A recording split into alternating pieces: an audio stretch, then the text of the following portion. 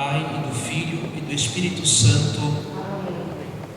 Vinde, Espírito Santo, enchei os corações dos vossos fiéis, e acendei neles o fogo do vosso amor. Enviai o vosso Espírito, e tudo será criado, e renovareis a face da terra. Oremos. Ó Deus, que instruíste os corações dos vossos fiéis, com a luz do Espírito Santo, fazei que apreciemos retamente todas as coisas, segundo o mesmo Espírito, e gozemos sempre da sua consolação, por Cristo, Senhor nosso. Amém. Ave Maria, cheia de graça, o Senhor é convosco. Bendita sois vós entre as mulheres, e bendito é o fruto do vosso ventre, Jesus. Santa Maria, Mãe de Deus, rogai por nós, pecadores, agora e na hora de nossa morte. Amém. Ave Maria, cheia de graça, o Senhor é convosco. Bendita sois vós entre as mulheres, e bendito é o fruto do vosso ventre, Jesus. Santa Maria, Mãe de Deus, rogai por nós, pecadores, agora e na hora de nossa morte. Amém. Ave Maria, cheia de graça, o Senhor é convosco. Bendita sois vós entre as mulheres, bendito é o fruto do vosso ventre, Jesus. Santa Maria, Mãe de Deus, rogai por nós, pecadores, agora e na hora de nossa morte. Amém. Glória ao Pai, ao Filho e ao Espírito Santo, como era no princípio, agora e sempre.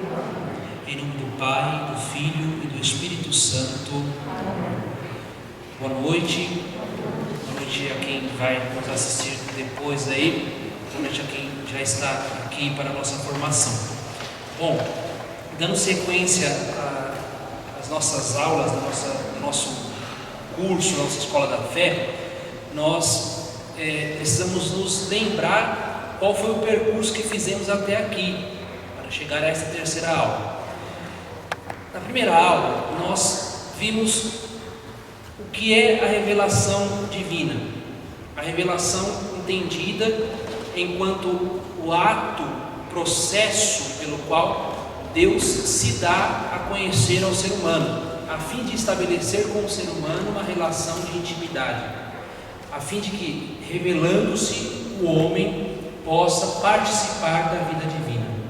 Esta revelação, nós podemos dizer que o sinônimo é palavra de Deus. Então, quando nós falamos de revelação, nós estamos falando de palavra de Deus, da autocomunicação de Deus, que se dá na história, ou seja, no tempo e no espaço, no lugar próprio do ser humano. É aqui, no lugar próprio do ser humano, que Deus se dá a conhecer, Deus se nos dá a conhecer. Depois, uma vez entendida que a palavra de Deus, a revelação divina é a palavra de Deus, contida, preservada, guardada como um tesouro na tradição e na Escritura, e interpretada pela igreja, preservada, interpretada pela igreja. Aí na segunda aula nós vimos a respeito da mensagem que a Sagrada Escritura traz. A Sagrada Escritura que contém esta palavra de Deus revelada, que antes passou por um processo de tradição, antes de ser condensada, antes de ser escrita pelos autores, pelos escritores sagrados, inspirados pelo Espírito Santo. Elas passaram por um processo de tradição. Só depois desse processo de tradição é que se condensa nas Escrituras a palavra de Deus. Ora, uma vez que esta palavra de Deus escrita, ela passa por um processo humano, embora tenha Deus como autor, ela passa por um processo humano. Ela precisa então ser interpretada. Ela precisa ser interpretada a fim de que a mensagem dela contida, ou melhor, a fim de que a mensagem contida no livro sagrado, nas Sagradas Escrituras, seja compreendida, se torne acessível a nós que vivemos nesse tempo. Porque a palavra de Deus, ou as Escrituras, não são uma mensagem para um tempo exclusivo. Não é um texto de história tão somente. É um texto que sim, traz história, mas mais do que história, ele fala da experiência de Deus, do povo com o seu Deus, de Deus com o seu povo, vice-versa, que serve para nós de luz para o nosso caminho de fé. Por isso é necessário que nós compreendamos aquilo que está contido nas Escrituras. Mas esta compreensão daquilo que está nas Sagradas Escrituras não pode ser feita, esta interpretação não pode ser feita de qualquer modo, livremente. Aqui está uma grande diferença daquilo que é o modo de interpretar as Escrituras para nós católicos com relação aos protestantes, por exemplo. Por quê? Os protestantes fazem livre exame das Escrituras. Por sua vez, a igreja faz sempre um exame das Sagradas Escrituras em analogia à fé. De tal modo que o Papa Bento XVI, mais uma vez, na exortação apostólica Verbum Domini, a exortação pós-sinodal Verbum Domini, ele fala que o lugar próprio da interpretação das Escrituras é a igreja. O título que fala sobre isso diz: a hermenêutica da Sagrada Escritura na igreja.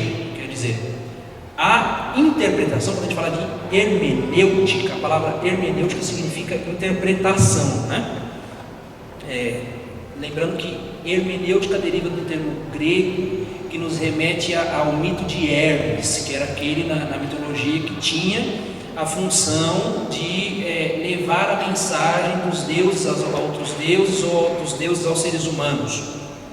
Então a gente pega dessa tradição mitológica a hermenêutica e transfere aqui no caso para a interpretação das Escrituras. Outras áreas também vão ter a sua hermenêutica. A hermenêutica etimologicamente é a interpretação. Aqui no caso nós estamos falando de hermenêutica bíblica, a interpretação das Sagradas Escrituras. Então o Papa Bento XVI, trazendo aquilo que já vem na Dei Verbo, que é o documento conciliar sobre a revelação divina, sobre aquilo que ao longo dos séculos a igreja foi consolidando como modo de interpretação, diz que a igreja é o lugar próprio da interpretação da Escritura.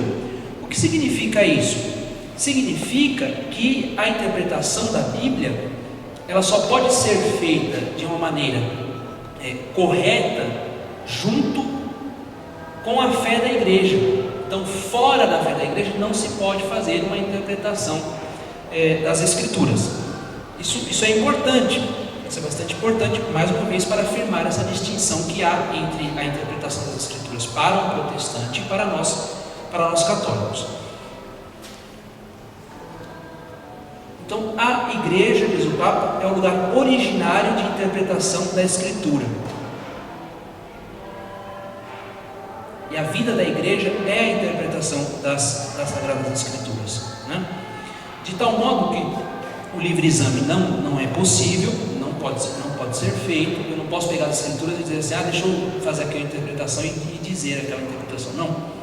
Alguém já interpretou as Escrituras. Os padres da igreja já interpretaram as Escrituras, já deram a entender aquilo que as Escrituras estão dizendo. Por que é importante também essa interpretação? Porque palavra escrita é morta.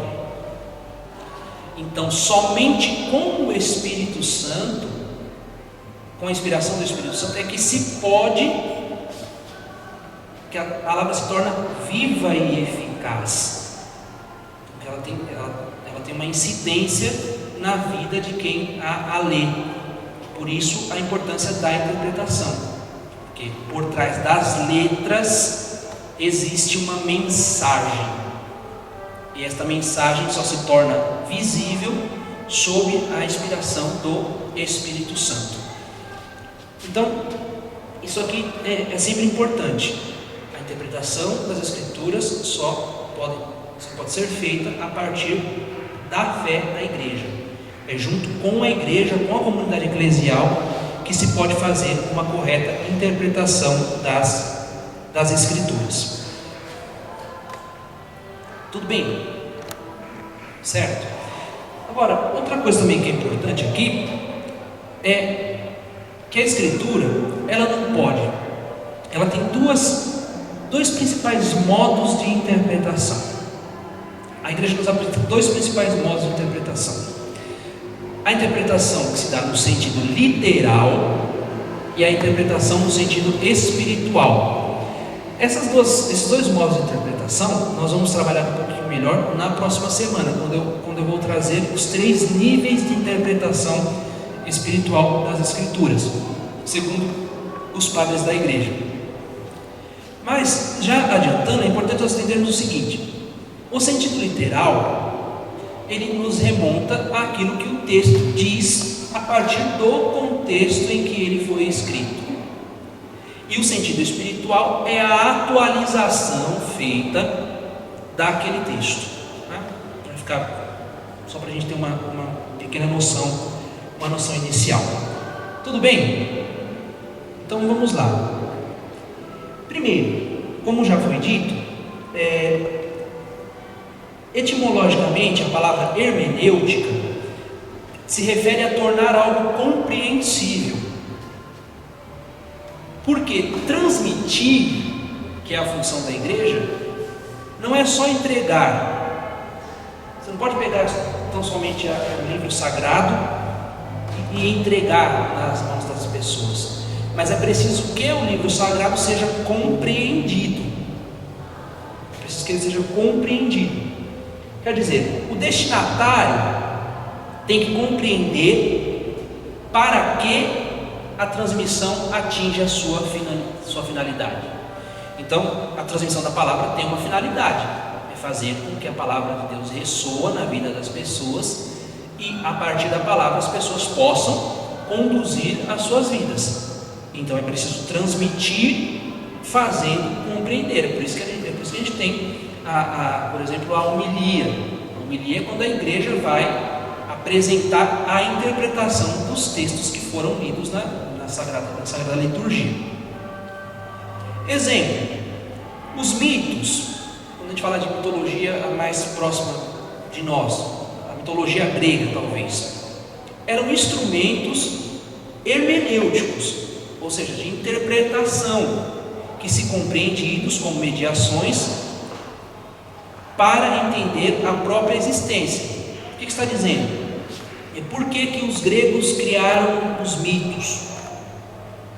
Porque era necessário explicar os acontecimentos da existência humana, da natureza, e para explicar se utilizava de uma narrativa, de uma história, a fim de dar sentido para a existência das coisas. Como as coisas passaram a existir, como o mundo, como as pessoas, como os sentimentos, como os males, era necessário se explicar. Por isso, os gregos criam os mitos, essas narrativas, a fim de que se compreenda a natureza, vamos dizer assim, a origem das coisas. Tá? É um exemplo de um tipo de hermenêutica, de um tipo de interpretação.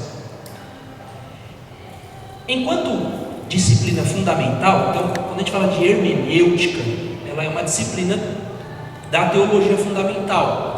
O que significa isso? Significa que a teologia ela é dividida em 3 grandes áreas: a teologia fundamental, que é justamente aqueles princípios trazidos pela revelação, a compreensão das Sagradas Escrituras. Por quê? Da revelação divina apresentada tanto na tradição quanto nas Escrituras é que se fundamentam os dogmas católicos. Então vejam, aí vem a segunda área, a teologia sistemática.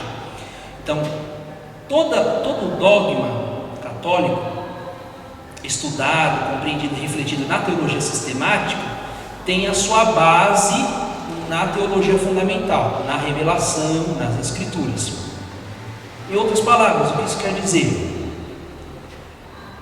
nenhuma norma de fé católica, nenhuma dita verdade de fé católica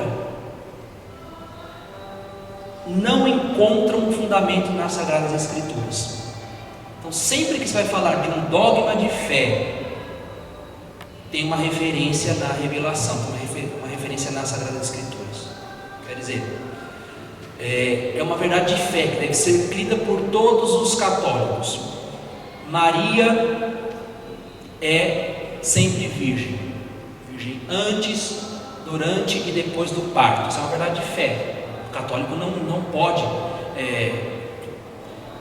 pode discordar de uma verdade de fé contida a partir do credo rezado, do credo professado. Quando eu digo assim, ele não pode discordar, não quer dizer que ele não pode compreender, questionar para compreender melhor. Não é isso, tá? Mas ele não... isso aqui eu não acredito.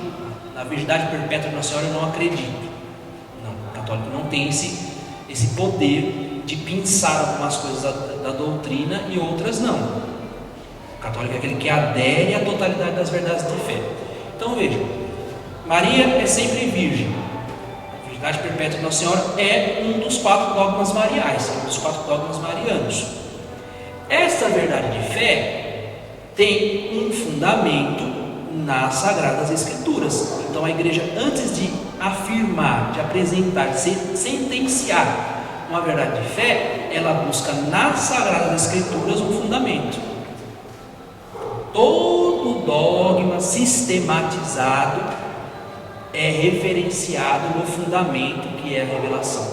Aí depois tem a terceira área da teologia, que é a teologia pastoral. Como é que essa mensagem fundamentada, esse dogma fundamentado, refletido, fundamentado nas Escrituras, é transmitido às pessoas? Aí vem a teologia pastoral, a teologia prática.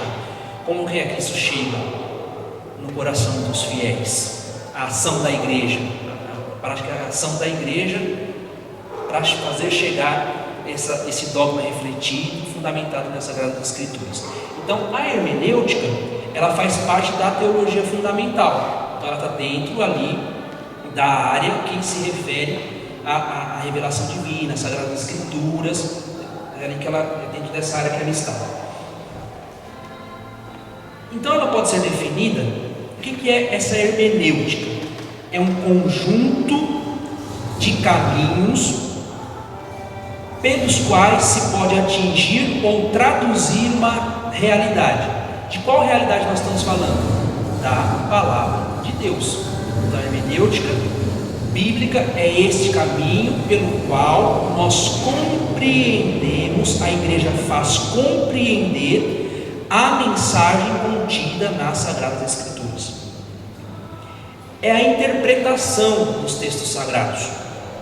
Ela tem a função, olha aí a função da hermenêutica, de expor, declarar, interpretar, esclarecer e traduzir. Expor, declarar, interpretar, esclarecer e traduzir. Em outras palavras, levar à compreensão, formando e educando quem recebe esse conteúdo. Ora, se nós estamos falando de transmissão de um conteúdo, nós estamos falando de comunicação. E a comunicação, ela tem 3 principais elementos. Para que haja comunicação, para que haja compreensão de alguma mensagem, é necessário 3 elementos muito simples. Primeiro, um emissor. Do outro lado, você tem que ter um receptor, como uma carta, né? Você tem que ter alguém que emite, alguém que recebe, e no meio, entre o emissor e o receptor, você tem a linguagem. Então, a linguagem, que é esse conjunto de elementos, a escrita, a fala, as palavras, etc. A linguagem é que faz a mediação entre quem emite e quem recebe uma mensagem. Isso aqui é algo bem simples de se entender. A linguagem é ampla e pode ser feita de várias formas e assume um caráter decisivo no ato de comunicar. Quer dizer, eu posso, são várias as formas de linguagem. Aqui eu estou usando a forma, eu estou falando, né, um conjunto biológico, fonético, eu estou emitindo uma série de palavras e vocês estão entendendo, eu espero que vocês estejam entendendo, né? Vocês estão entendendo, ou mais ou menos estão entendendo aquilo que eu estou falando. Por que vocês estão entendendo aquilo que eu estou falando? Porque nós estamos dentro do mesmo jogo de linguagem. Jogo de linguagem é uma palavra da filosofia da linguagem, utilizada por aquele cara, Wittgenstein, né? Que era um cara que eu não entendia nada quando o professor falava dele na aula de filosofia da linguagem. Mas o Wittgenstein fala do jogo de linguagem. Olha, o que é esse jogo de linguagem? Para que seja compreensível aquilo que eu estou falando para vocês, é necessário que nós estejamos dentro do mesmo jogo de linguagem. Quer dizer, você fala a mesma língua que eu. As palavras que eu estou utilizando aqui para emitir esta mensagem são mais ou menos conhecidas por vocês. Então nós estamos dentro do mesmo jogo. Agora, se eu chego aqui, sabe quando você conversa com alguém, aí você, não estou te entendendo, porque há um problema na linguagem. Talvez você não compreenda o idioma, talvez você não compreenda as palavras utilizadas. Conversa com um moleque de 14, 15 anos. Ele vai utilizar um monte de gírias que talvez a gente não entenda. Quem tem um pouquinho mais de idade não vai entender, porque nós estamos do jogo de linguagem, né? Então, é importante para que se haja um verdadeiro ato de comunicação, que se tenha uma linguagem adequada. Então é preciso que esta linguagem seja dominada tanto pelo emissor quanto pelo receptor. Só assim ela se torna acessível, só assim ela se torna inteligível, ou seja, só assim ela se torna capaz, só assim a nossa inteligência se torna capaz de pensar a respeito daquilo. Tudo bem? Então aqui nós estabelecemos um pouquinho o que é a hermenêutica. A hermenêutica é o ato de não só entregar, mas de fazer compreender uma determinada mensagem. Para tanto, é necessário que os dois polos da comunicação estejam, digamos que, ligados por meio da linguagem, a fim de que haja uma verdadeira e eficaz comunicação. Agora, por que é necessário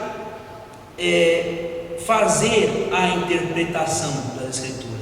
Por conta daquilo que nós dizíamos nas semanas passadas, por conta de um distanciamento cultural, temporal e espacial. Esse distanciamento é um problema, encontrado sobretudo pela tradição filosófica, que torna a compreensão, esse distanciamento, torna a compreensão dos textos antigos complicada.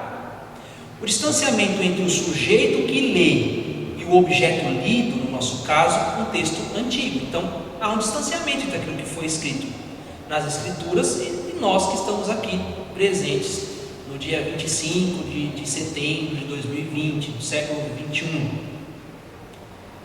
Portanto, como já foi falado, o texto antigo foi escrito numa determinada cultura, em dado tempo e espaço, em um contexto diferente do que é vivido por quem lê, por nós que estamos lendo. Você pega um texto aqui, ele foi escrito em um tempo, em outro tempo. Para uma reta de interpretação dos textos antigos, é necessária uma pré-compreensão por parte do intérprete. É preciso que este entre em contato com o mesmo, voltando ao contexto em que o texto foi escrito, sendo necessário estar em comunhão com a tradição em que o mesmo foi produzido. A hermenêutica, a interpretação aplicada às Escrituras Sagradas, expressa a teoria da interpretação do texto bíblico. Ela se utiliza da interpretação feita pela exegese, que se utiliza de diversos instrumentos metodológicos. Então vejam, existem métodos para a interpretação das Sagradas Escrituras. Para isso, é necessário compreender que a fé é inegociável. Os fatores culturais não alteram aquilo que está contido no credo da igreja. Quer dizer, a interpretação das Escrituras não podem mudar de acordo com o gosto do momento. Não posso acrescentar nada à palavra de Deus, porque a revelação já está fechada, ela foi completada por nosso Senhor Jesus Cristo. Quer dizer, é por isso que a igreja, uma das funções da igreja, do magistério da igreja, é preservar, salvaguardar o conteúdo revelado, para que não se altere ao gosto, ao sabor do tempo.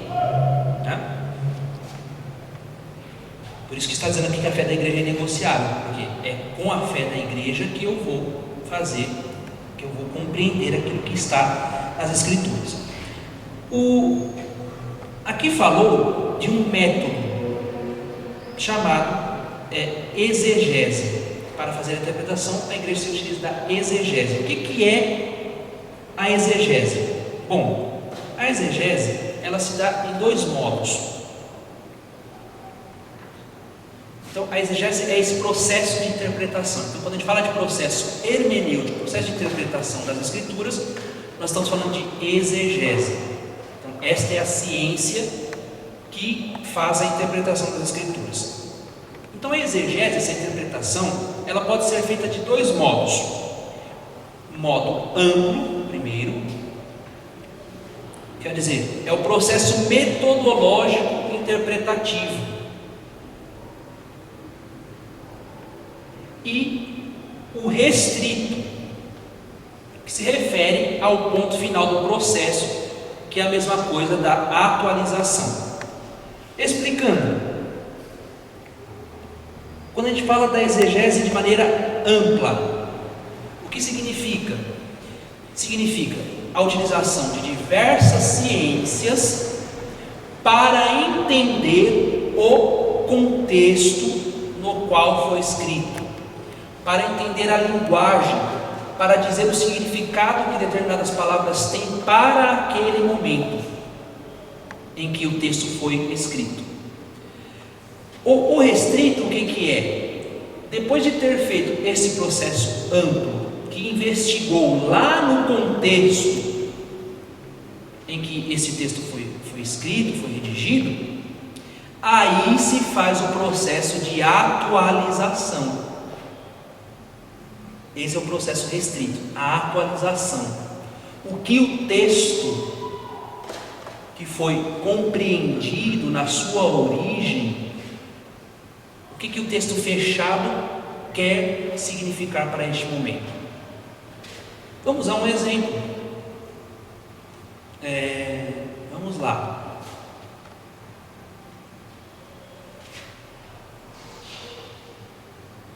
Querem me dar um texto? Algum que seja de difícil compreensão, para a gente tentar fazer a exemplificação?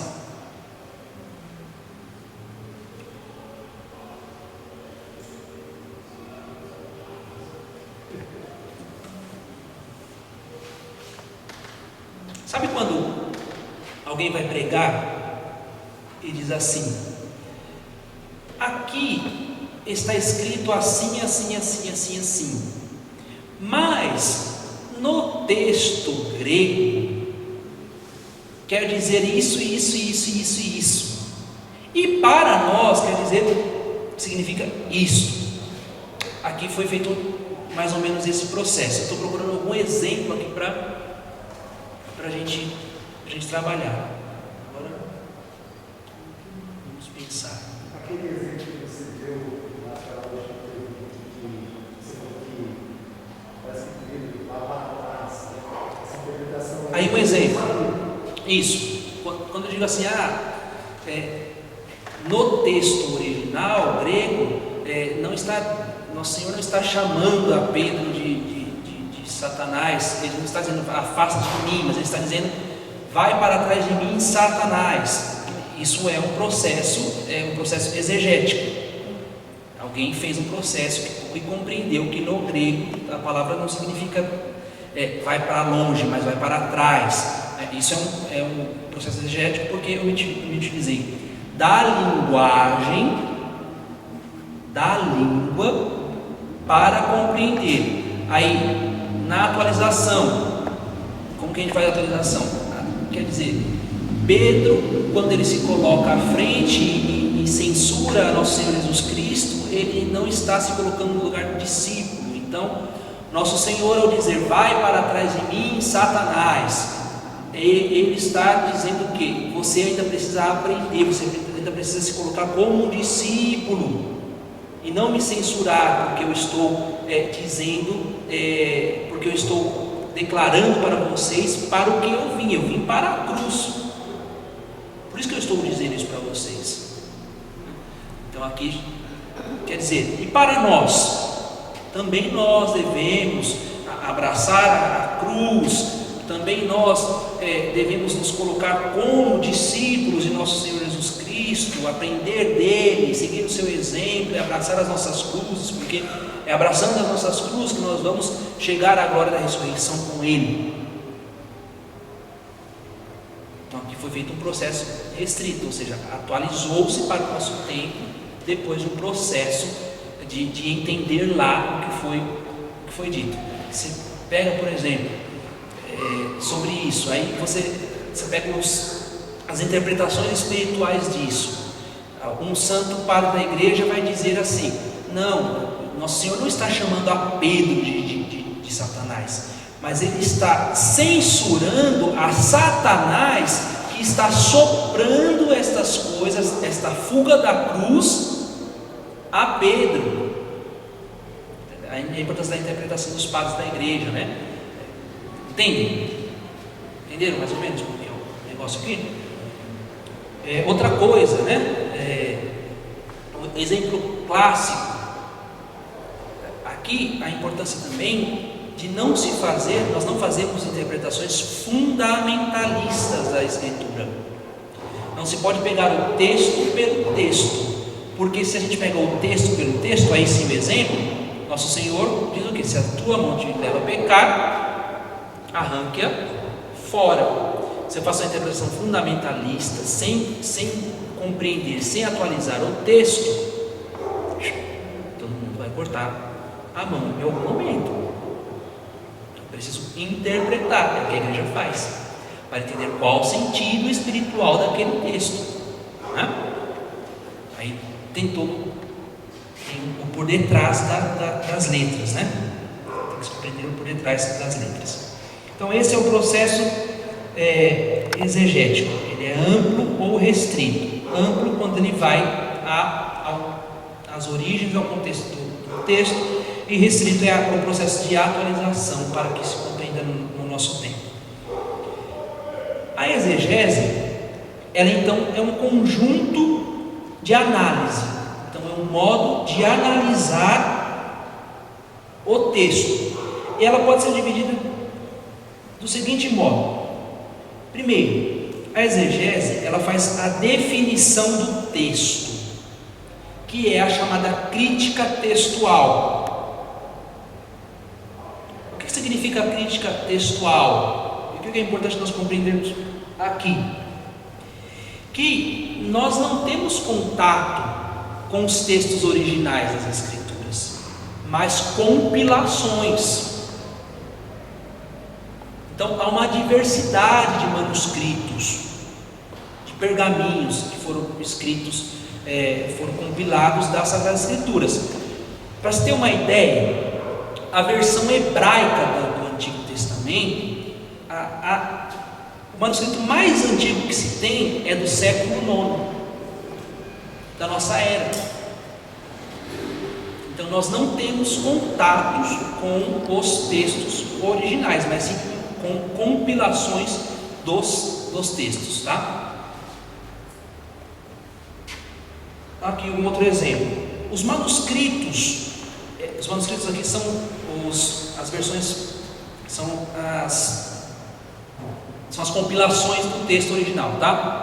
Os manuscritos do Novo Testamento mais antigos são do século IV, traduzidos do grego para o latim, com inserção de papiros do século II e III.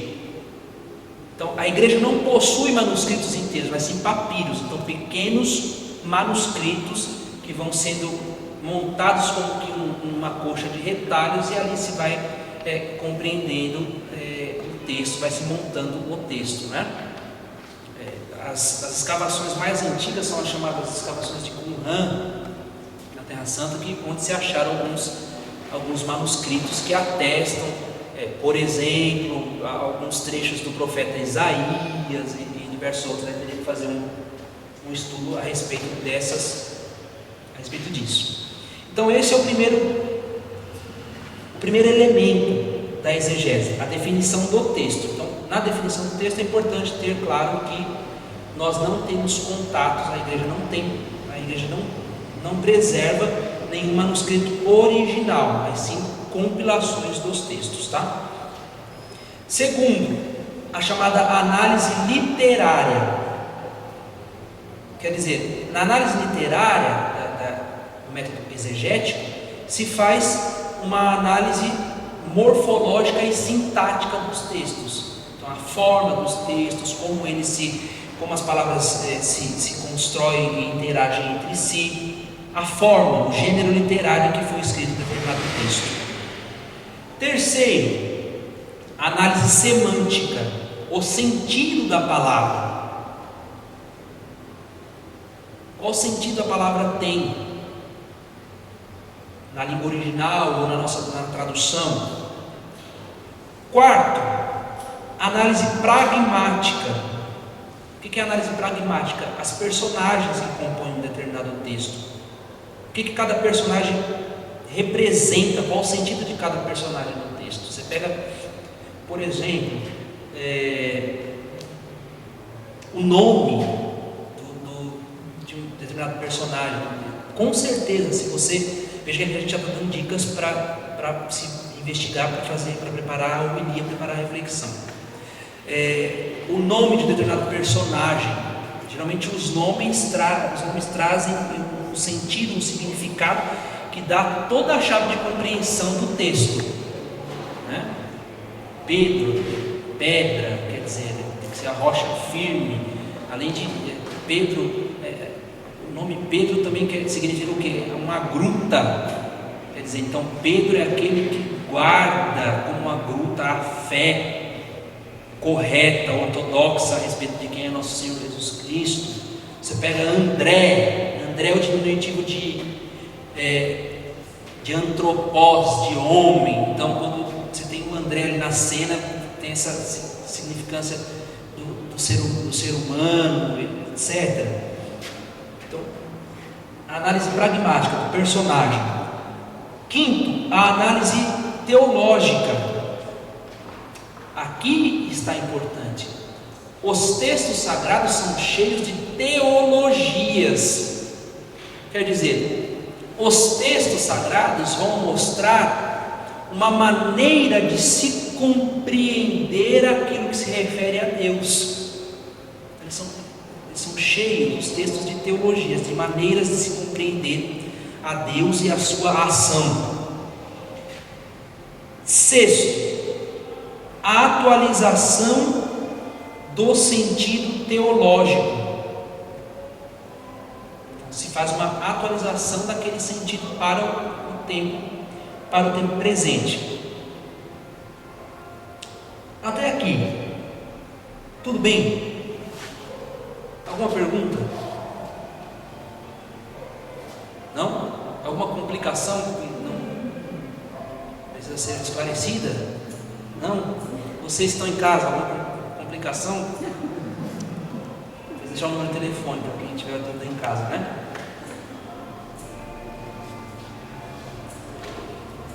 Dentro desses três passos aqui que nós vimos a respeito da exegese, é importante nós ressaltarmos, mais uma vez, que a tradição escrita, ela é precedida por tradição oral, em sua maioria, com exceção dos escritos paulinos, né? O único grupo que não tem tradição oral é o de Paulo, pois ele escreveu e enviou. O critério para saber se a tradição escrita fixou originalmente a tradição oral é a comunidade. Esta preserva a sua originalidade. As tradições orais que deram origem às escrituras foram formadas comunitariamente, não deixando o texto perder seu sentido. Quer dizer, antes de se fixar com o texto, você tem a transmissão oral destes textos. Aqui nós vemos também, eu não trouxe escrito aqui, mas eu vou arriscar, e a semana que vem eu sistematizo melhor. Quais são os critérios utilizados pela igreja para dizer que que esse texto é sagrado, que os textos aqui contidos são sagrados, de modo especial aqui no Novo Testamento? Primeiro, o texto ele tinha que ser universal. Então, os textos que estão no Novo Testamento, sobretudo, eles foram ditos como inspirados, divinamente inspirados, a partir de três ou quatro critérios. No frigir dos ovos a gente vai ver se é 3 ou 4, né?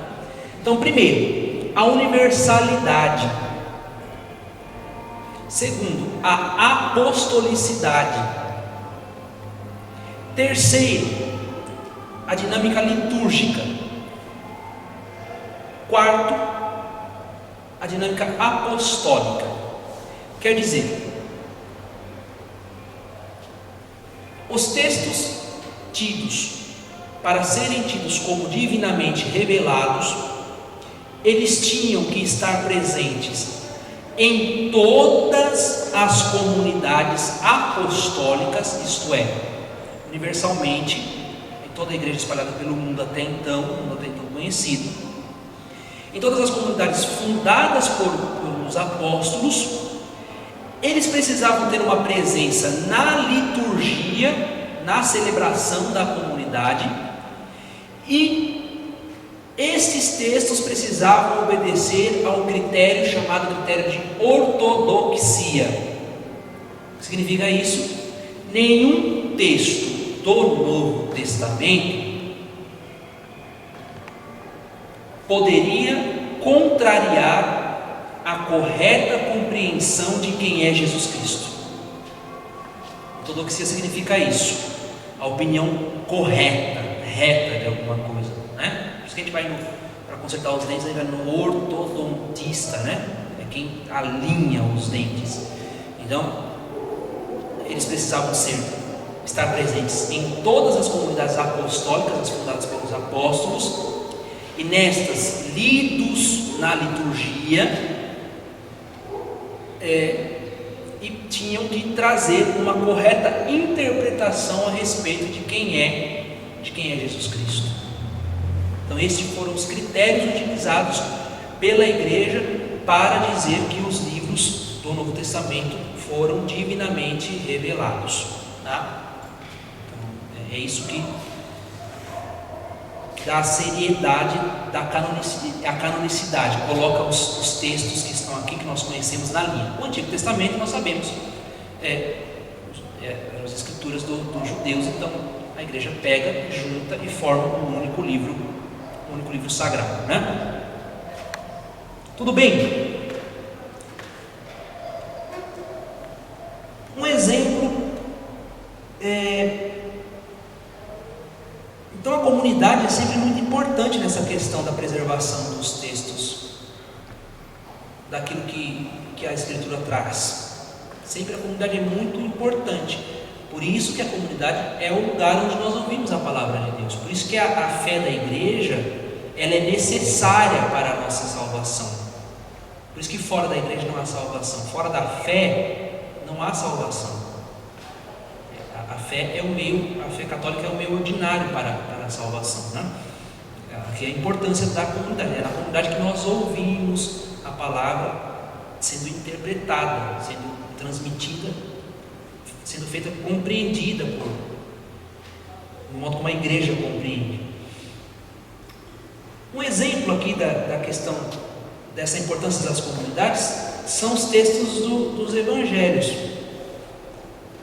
que nós vamos ver depois mais à frente cada um dos evangelhos um pouquinho da estrutura de cada um deles. Mas dentro dessa questão da importância da comunidade, os evangelhos sinóticos são importantíssimos. Os sinóticos são aqueles 3 primeiros evangelhos, Mateus, Marcos, Lucas, que trazem semelhanças. Sinótico significa isso, visto na mesma ótica. Eles trazem semelhanças, mas também trazem algumas coisas diferentes. Isso aqui é uma outra dica importante para fazer uma interpretação correta das Escrituras. Você pegar o texto e comparar nos evangelhos. Eu gosto muito de fazer isso para preparar minhas homilias. Eu pego então, vamos ver esse assunto aqui em cada um dos evangelhos. Por quê? Às vezes traz uma determinada diferença. O evangelho omite, num evangelista se omite uma determinada informação, num outro ele apresenta uma informação um pouquinho mais completa. Essas diferenças podem servir, senhores ministros da palavra, sobretudo, podem servir para puxar um gancho para fazer a reflexão. A partir daquilo você pode fazer um determinado gancho, né? Você pode puxar um gancho ali para fazer uma reflexão. Esses elementos que estão presentes, por exemplo, nos 3 evangelistas, em Mateus, Marcos, Lucas, são chamados de redacional. Então nós temos os elementos redacionais e os tradicionais nos evangelhos sinóticos.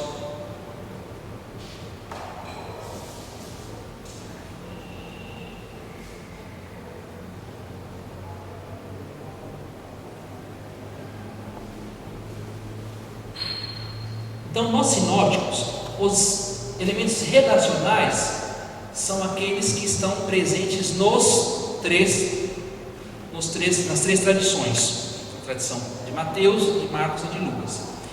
E os elementos tradicionais são aqueles específicos de cada um dos evangelistas. São aquilo que traz de específico em cada um deles. Vamos ver um exemplo disso. Mateus 21, de 1 a 11.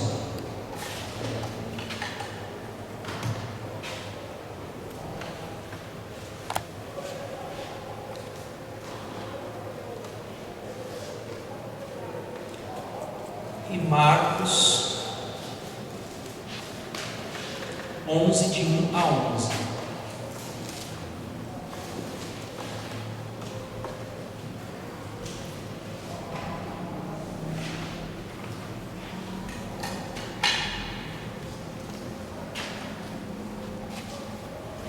Então, para fixar, os elementos redacionais são aqueles que são específicos de um.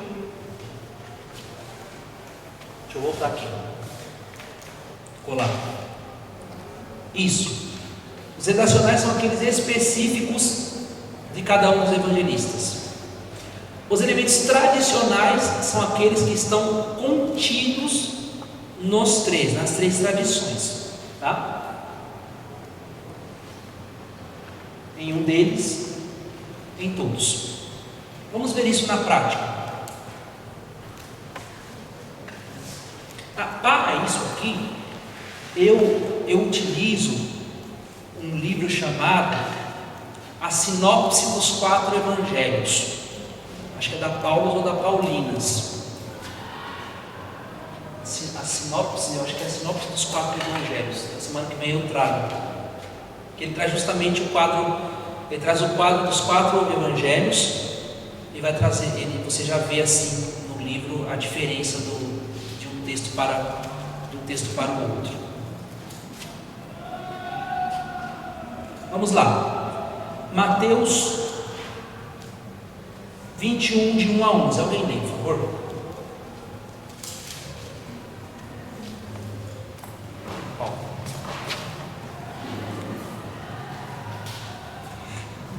Quando se aproximaram de Jerusalém e chegaram a Betfagé, ao Monte das Oliveiras, Jesus enviou 2 discípulos, dizendo-lhes: Vão ao povoado que está diante de vocês. Logo encontrarão uma jumenta amarrada com um jumentinho ao lado. Desamarre-nos e traga-nos para mim. Se alguém lhes perguntar algo, digam-lhe que o Senhor precisa deles e logo os enviará de volta. Isso aconteceu para que se cumprisse o que fora dito pelo profeta. Digam à cidade de Sião: Eis que o seu rei vem a você, humilde e montado num jumento, num jumentinho, cria de jumento. Os discípulos foram e fizeram o que Jesus tinha ordenado. Trouxeram-lhe a jumenta e o jumentinho, colocaram sobre eles os seus mantos, e sobre estes Jesus montou. Uma grande multidão estendeu seus mantos pelo caminho. Outros cortavam ramos de árvores e os espalhavam pelo chão, pelo caminho.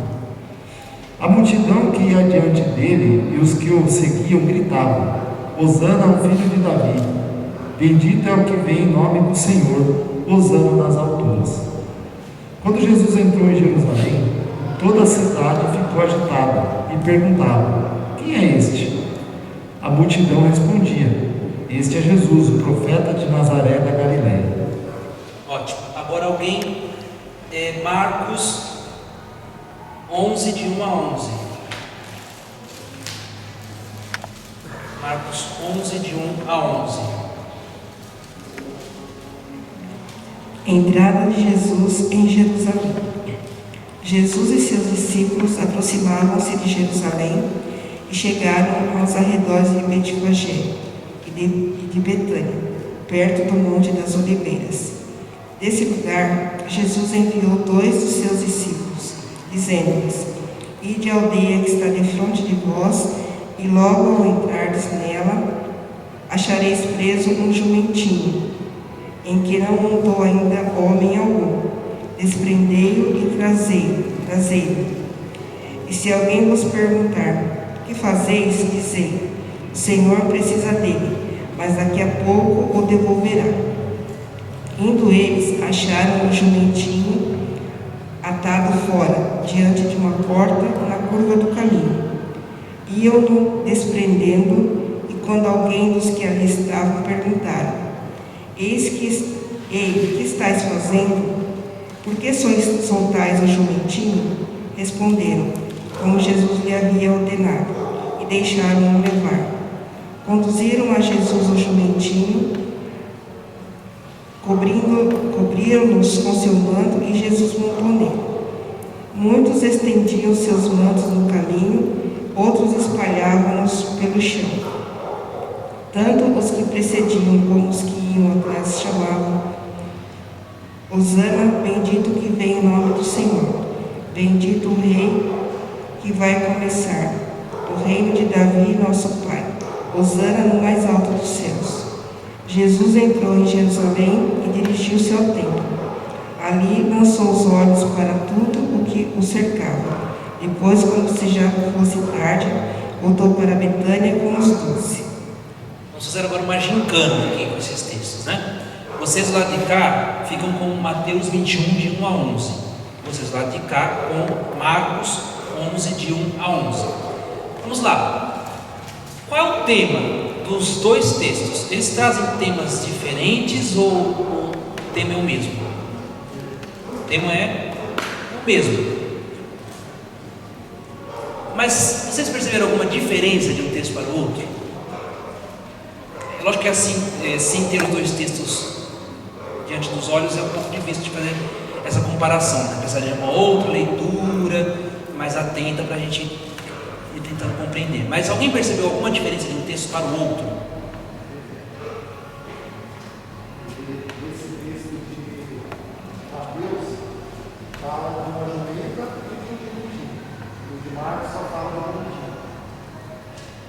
Tá.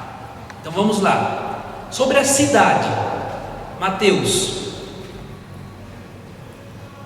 Vocês aqui, ó. Sobre a cidade. O que Mateus fala? Betfagé. Marcos, Betfagé e Betânia. Então vejam aí, ó. São elementos não muito concordantes, né? Então, sobre a jumentinha. Qual a informação que Mateus traz sobre a jumentinha? O que ele fala aí sobre a jumentinha?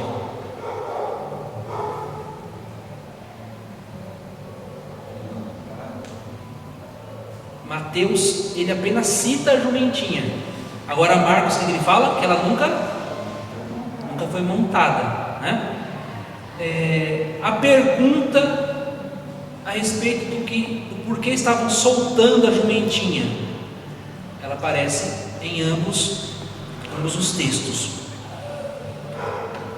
O Evangelho de Mateus cita uma profecia. Olha aí, dizei a filha de Sião.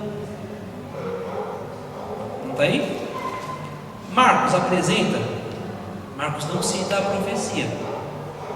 A entrada de Jesus em Jerusalém se dá em ambos os textos. Então vejam, isso aqui para ilustrar as diferenças de uma versão para a outra. Por que essas diferenças de uma tradição para a outra? Porque a redação ela foi feita no contexto da comunidade cristã.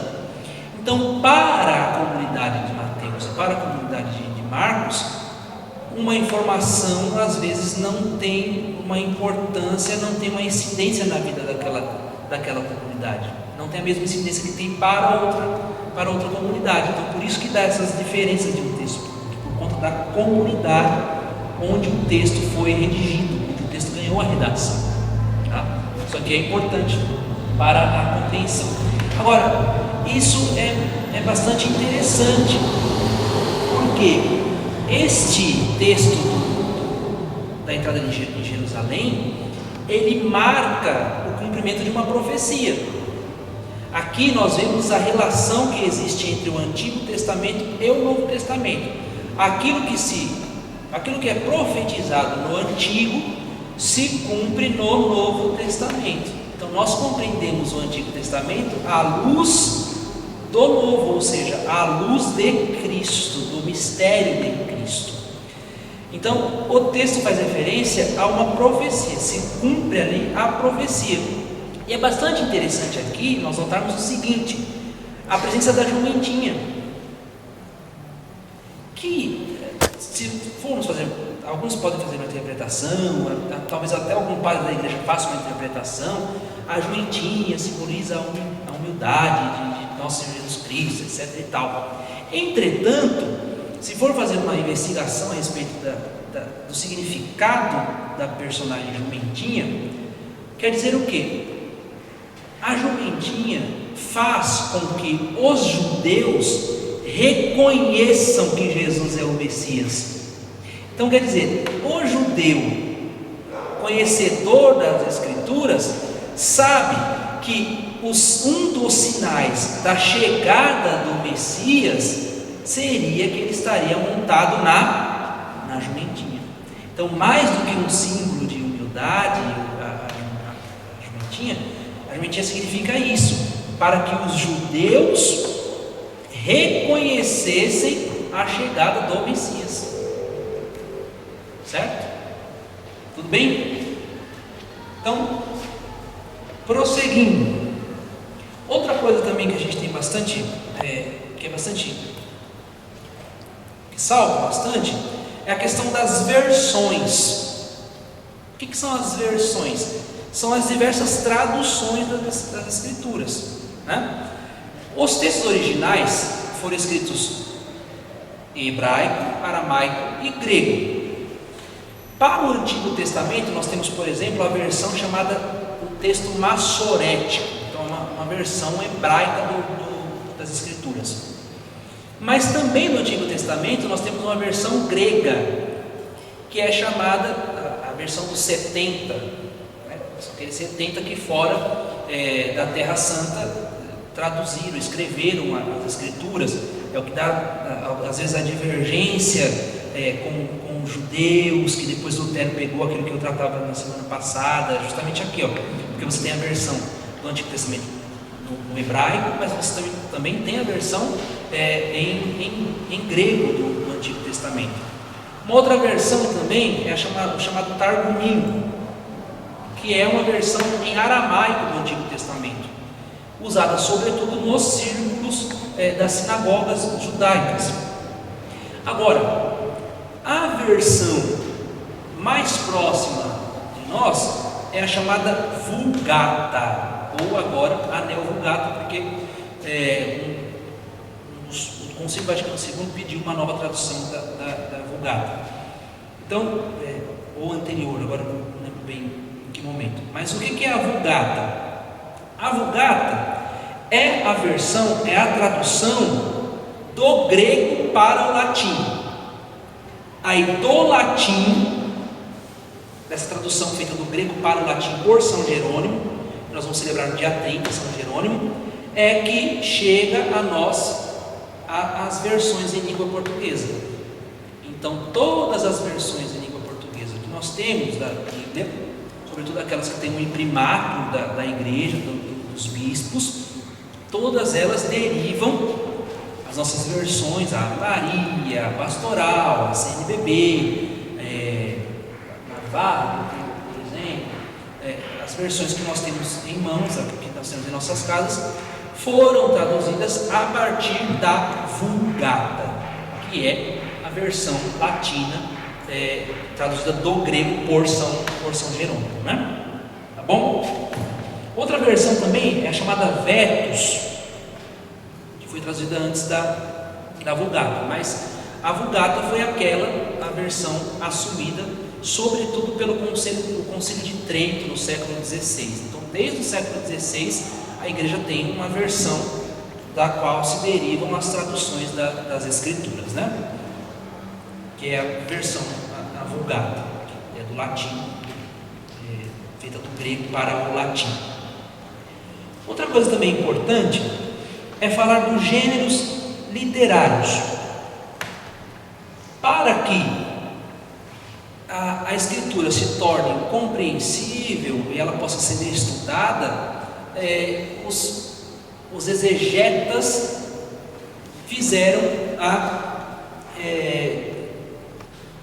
dividiram a Bíblia, pegaram os textos bíblicos e viram formas literárias. Então, gêneros literários são o quê?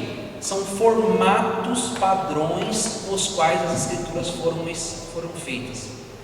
Melhor dizendo, para se compreender melhor, os exegetas, os estudiosos das Escrituras, fixaram padrões, modelos para os diversos textos, tá? Para melhor compreensão. Que essa divisão das Escrituras em gêneros, em diversos gêneros, diversas formas, em diversas estruturas de literatura, implica dizer na chamada crítica literária. O que é a crítica literária? Olhar as Escrituras com criticidade, com critérios, fazendo um estudo científico das Escrituras. Para uma hermenêutica, para uma interpretação correta, é necessário uma crítica do gênero literário, ou seja, compreender esses diversos formatos em que a Escritura foi redigida.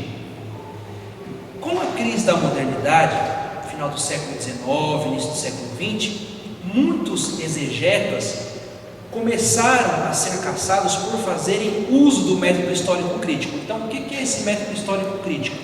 É fazer uma análise científica das Escrituras. Por que esses foram caçados? Por que esses foram chamados pela igreja a rever o modo? Porque faziam a interpretação tão somente científica, racional das Escrituras. E para a interpretação das Escrituras é necessário se aliar os estudos científicos com a fé da igreja, não pode separar. Então, muitos que se utilizam do método histórico crítico não fazem uma interpretação da fé, com a fé da igreja, mas pegam os textos sagrados e fazem uma interpretação tão somente científica dos textos sagrados. Não pode, porque as escrituras não são livros de história, não são livros de ciências, mas é um livro que fala de um relacionamento de Deus com o seu povo e vice-versa. Então ele precisa ser lido, mais uma vez, com a fé da igreja, não somente. Ele não pode ser de um modo fideísta. O que é um modo fideísta? Sem os elementos da razão, sem os elementos de crítica, mas ele também não pode ser lido de uma maneira racionalista, um texto tão somente de história ou de ciência, né? O exemplo, pega os pentecostais, os evangélicos pentecostais, que não se utiliza de elementos científicos para a interpretação das escrituras, é uma leitura fideísta. Então a fé católica ela se identifica justamente por trazer o equilíbrio entre a fé e a razão. Sim, eu posso me utilizar de instrumentais científicos para interpretar as escrituras, mas esta leitura tem que ser feita à luz da fé católica. Aqui está a diferença da nossa, mais uma vez, da nossa interpretação, da nossa hermenêutica católica. Ela alia os elementos científicos, mas sempre lê à luz da fé católica, junto. A fé católica é que interpreta, a fé da comunidade católica é que interpreta aquilo que está nas escrituras, né? E então, isso em 1943, por exemplo, o Papa Pio XII alertou para a necessidade de que não se isolasse a interpretação da Bíblia como um livro científico tão somente, mas que se fizesse essa síntese, né? Então, por isso a gente não pode confiar naquelas ideias, por exemplo, quer ver um exemplo de um método histórico crítico puro? É você dizer que a multiplicação dos pães não foi um milagre, mas foi um lanche comunitário. Todo mundo tinha um pedaço de pão lá, aí Jesus chamou todo mundo de canto e cada um foi dando pão lá e tinha comida para todo mundo, sobrando até 12 cestos. Isso é uma interpretação que se utiliza de um método histórico crítico puro, né? Se desfaz da fé e fica somente com a razão, como se Deus não pudesse agir de um modo liberal, como ele pode agir, né? Não, a multiplicação dos pães se trata de um milagre, né? Então se pode fazer uma leitura histórico-crítica, mas sempre aliada com a fé da igreja. Sobre essa questão dos gêneros literários, nós temos alguns exemplos. Aqui nesse livro tem um monte de exemplos dessas formas literárias, mas aqui não nos cabe ver todas elas, mas algumas, só para a gente entender onde se aplica esses padrões assim. Então, quando a gente fala de gênero literário, a gente fala de padrões que aparecem mais de uma vez, tá? Por exemplo, um dos gêneros literários é o chamado relato de ação simbólica, onde nós encontramos um exemplo, um gênero literário, uma forma, uma estrutura que faz o relato de ação simbólica. Jeremias 13, do 1 ao 11, por exemplo. Quer dizer, se eu pegar um outro texto que traz um relato de ação simbólica, ele vai aparecer mais ou menos na mesma estrutura. Qual é a estrutura de um relato de ação simbólica? No relato de ação simbólica aparece uma ordem do Senhor, em seguida um relato de cumprimento da ordem e em seguida a interpretação do gesto. Vamos lá, em Jeremias 13, do 1 ao 11.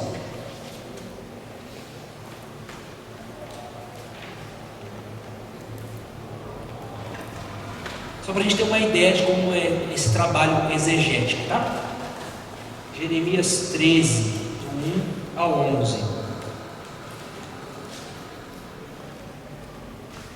Às vezes tem algumas coisas interessantes, sobretudo no Antigo Testamento. Deus manda ir lá e molhar o cinto, como em Reis, por exemplo. Manda molhar o cinto, depois esconder não sei onde. Mas, meu Deus do céu, o que é isso? É um relato de ação simbólica. Deus manda fazer alguma coisa estranha, geralmente, mas em seguida, obviamente, ele se explica, se interpreta esse relato. Então vamos lá, Jeremias 13, do 1 ao 11. Disse-me o Senhor: vai e compra um cinto de linho e coloca-o sobre os rins, sem contudo mergulhá-los na água. Comprei-o, conforme eu determinara ao Senhor, e com ele me cingi. Pela segunda vez, assim me falou o Senhor: toma o cinto que comprastes e que fizeste trazes contigo, e encaminha-te para as margens do Eufrates. Lá ocultarás esse cinto na cavidade de um rochedo. Fui assim escondê-lo junto do Eufrates, como me havia dito o Senhor.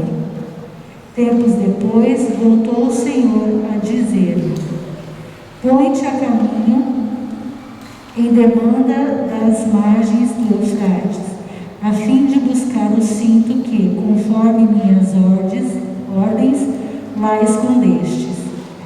Dirigi-me então ao rio e, tendo cavado, retirei o cinto do local onde escondera. O cinto, porém, apodrecera e para nada mais servia. Então, nesses termos, foi-me dirigida a palavra do Senhor: eis o que diz o Senhor: assim também destruirei a soberba de Judá e o orgulho imenso de Jerusalém. Esse povo perverso que recusa escutar-me as ordens, que segue os pendores do coração empedernido, que corre aos deuses estranhos para render-lhes homenagem e prostrar-se ante eles, se tornará semelhante a este cinto, sem mais serventia alguma. A semelhança de um cinto que se prende aos rins de um homem, assim une a mim toda a casa de Israel e toda a casa de Judá, oráculo do Senhor, a fim de que se constituísse meu povo, minha honra, minha glória e ufania. Elas, porém, não obedeceram. Então vejam, nos versículos 1, 3, 4 e 6, você tem uma ordem do Senhor para que o profeta faça algo incomum. É lá, pega o cinto, não sei o que, como nós ouvimos. Nos versículos 2, 5 e 7, você tem o profeta cumprindo a ordem do Senhor. Dos versículos de 8 a 11, o Senhor dá a interpretação daquilo que ele mandou fazer. Então vejam, ele está falando do povo, de Israel, né? Assim como o cinto, o povo de Israel não quis aderir aos seus ensinamentos, então ele está interpretando. Se nós formos, por exemplo, em Isaías 20, do 1 ao 5, nós não vamos agora, mas traz também a mesma estrutura, de uma ordem do Senhor, um relato de cumprimento da ordem e uma interpretação da ordem. Então aqui é um relato de ação simbólica. Então o símbolo é o quê? É o que traz uma realidade por detrás, né? A explicação não está na aparência, mas ele se esconde, né? É preciso ir atrás da aparência para entender o que está significando. Quando a gente fala de algo simbólico, é justamente isso. Existe uma realidade por detrás daquilo que se apresenta. Um outro tipo de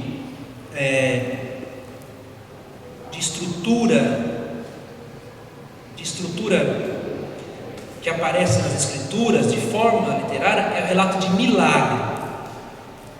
Então, no relato de milagre, você tem alguns passos que aparecem geralmente nos outros, em vários relatos de milagre. Você tem uma introdução, onde se descreve o ambiente do encontro. Você tem um problema e os esforços que são feitos para superá-los. Você tem uma súplica, alguém pede, tem regra, não que apareça todas as vezes assim, essa mesma ordem, tá? Uma coisa ou outra pode ser omitida. Você tem uma intervenção, por exemplo, de Jesus, um efeito dessa intervenção, e o povo reage diante do milagre. Vamos lá em Lucas 7, versículos de 11 a 17. Tudo isso depois eu vou passar assim que chegar em casa, tá?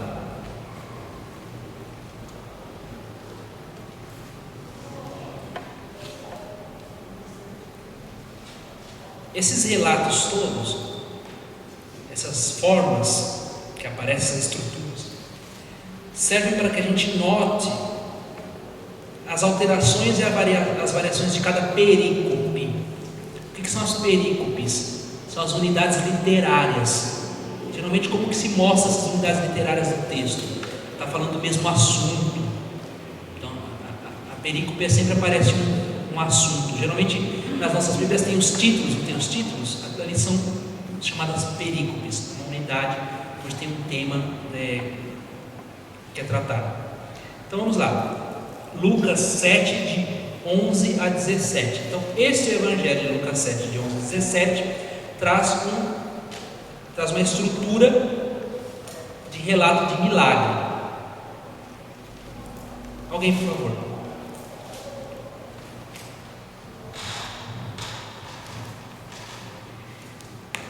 O filho da viúva de Naim. Em seguida, Jesus foi a uma cidade chamada Naim. Os seus discípulos e uma grande multidão iam com ele. Quando chegou à porta da cidade, coincidiu que levavam um morto para enterrar, um filho único, cuja mãe era viúva. Uma grande multidão da cidade o acompanhava. Ao vê-la, o Senhor encheu-se de compaixão por ela e disse: "Não chores." Aproximando-se, tocou no caixão e os que carregavam pararam. Ele ordenou: "Jovem, eu te digo, levanta-te."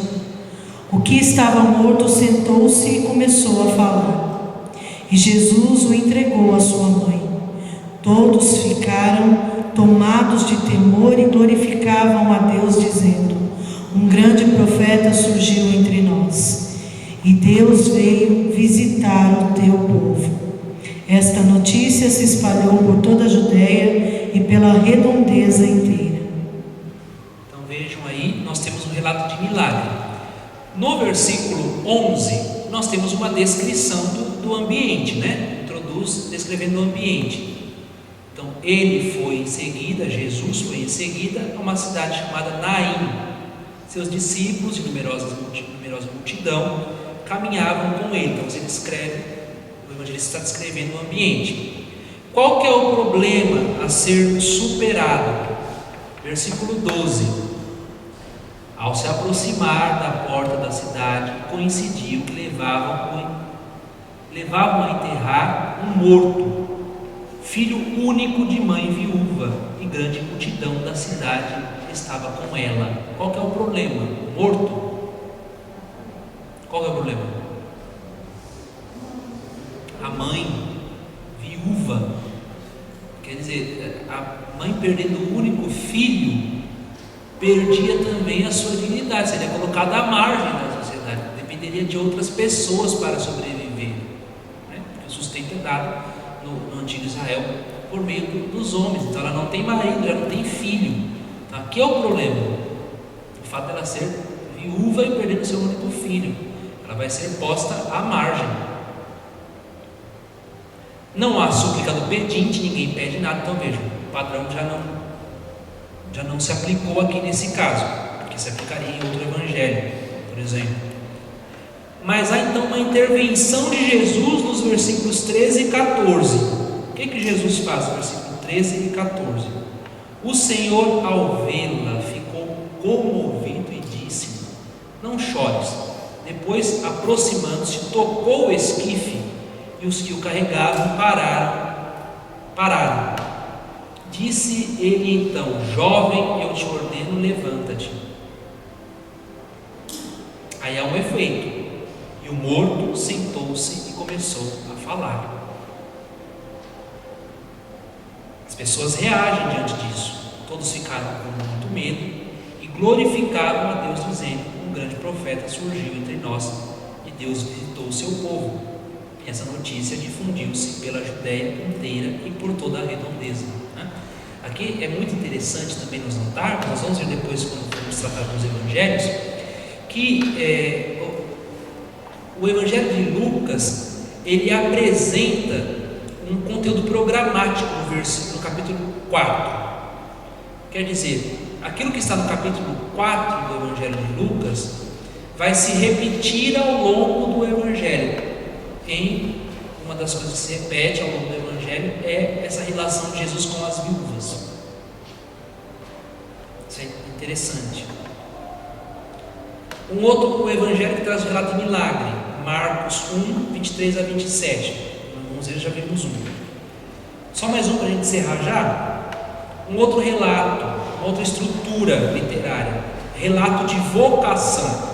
Essa semana nós celebramos São Mateus no dia 21, né? Então vamos lá. Marcos 2, 14. Marcos 2, 14.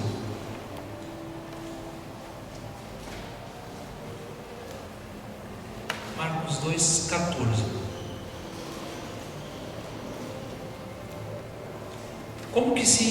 Qual é a estrutura dos relatos de vocação? Quem chama, passa. Quem chama, vê.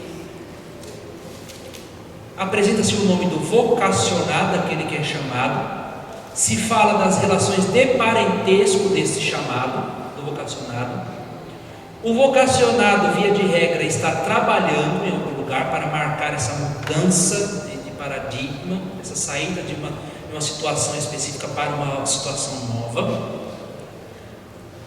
Há uma palavra ou um gesto imperativo da parte de Jesus. Há uma objeção ou resposta do chamado, vocacionado. Um despojamento por parte do vocacionado. E em seguida o seguimento. Vamos lá, por favor, versículo 14 do capítulo 2 de São Marcos.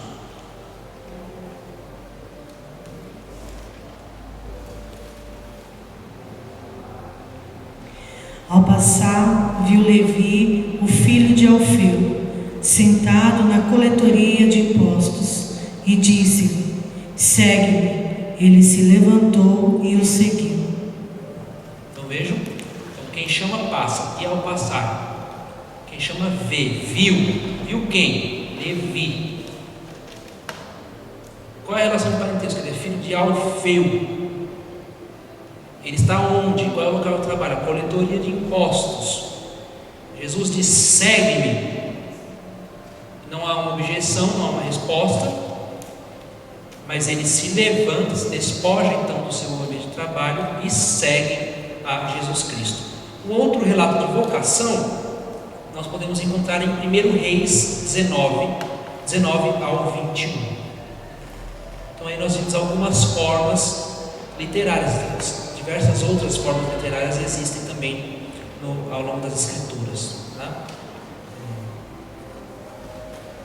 Essa parte das formas literárias eu tirei desse livro aqui. Metodologia de exegese bíblica. Alguma pergunta?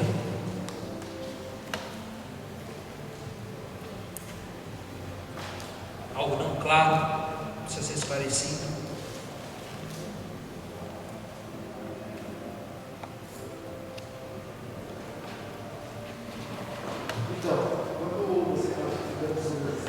Só passa o microfone para o Paulo, porque a gente, quem está lá, escuta também.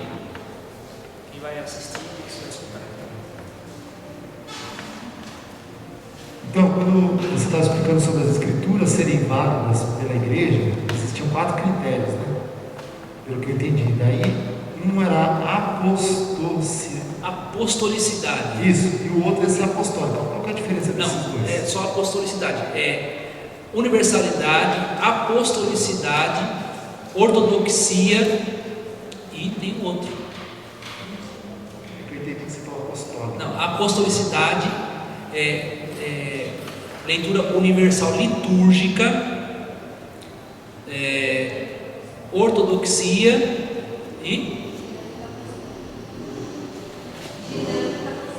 Então, vamos lá, mais uma vez. O texto, ele tinha que ser lido nas comunidades apostólicas, mas não só em uma comunidade apostólica, em todas, universal. Comunidade apostólica, universal e na liturgia. Então, o texto tinha que ser na liturgia em todas as comunidades fundadas pelos apóstolos.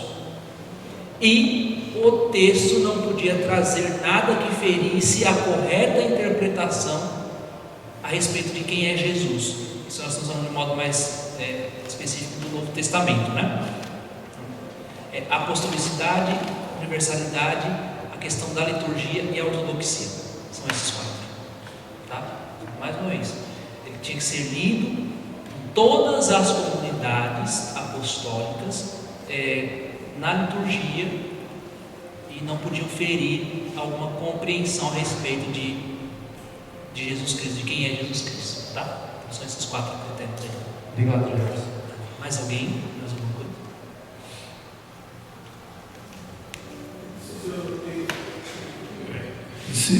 Não sei se é isso, semântica litúrgica. Eu queria que você explicasse mais ou menos, não sei se é isso, semântica litúrgica. Análise semântica. Análise semântica é um dos elementos da exegese, da interpretação. É o sentido da palavra. Qual o significado da palavra? Como se a gente pegasse um dicionário e procurasse o sentido daquela palavra. O que ela significa? Qual é o significado daquela palavra? Então, para fazer a interpretação das Escrituras, um dos modos, um dos elementos para essa interpretação é olhar o significado de determinada palavra. A estrutura dela. Qual é o significado que ela traz, né? Você pode ver a etimologia, qual o significado que ela significa, mas não só na estrutura da palavra, mas o que ela quer significar. Então, vou procurar talvez um exemplo. Ela traz também a cultura e... Tudo isso está ligado à questão cultural, né? É uma busca no tempo, também na cultura, né? Pedra, né? Então o significado é pedra. Seria um tipo de análise semântica do texto, né? Mais alguma?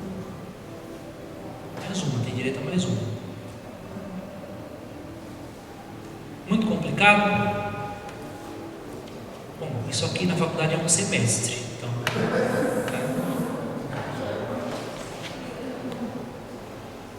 semestre. Aí na semana que vem, então, a gente fala do sentido literal, do sentido espiritual, segundo os padres da igreja.